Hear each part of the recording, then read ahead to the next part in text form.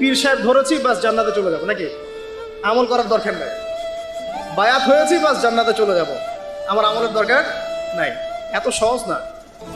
আল্লাহ পাক বলছেন, কে আছে যে আমার কাছে সুপারিশ করবে আমার অনুমতি ছাড়া? আল্লাহ পাকের অনুমতি না পেয়ে কেউ এই কাজ করতে পারবে?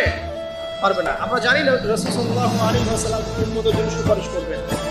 হ্যাঁ, শহীদগণ সুপারিশ করবে, যে হাফেজে কোরআন, আলেম, অনেক মানুষ, অনেক শ্রেণীর মানুষকে আল্লাহ পাক সুপারিশ করার এখতিয়ার দিবেন। কেন দিবেন? বিকজ আল্লাহ পাক তাদের আমলে সন্তুষ্ট এবং আল্লাহ পাক তাদেরকে সম্মানিত করবেন সবার উপরে।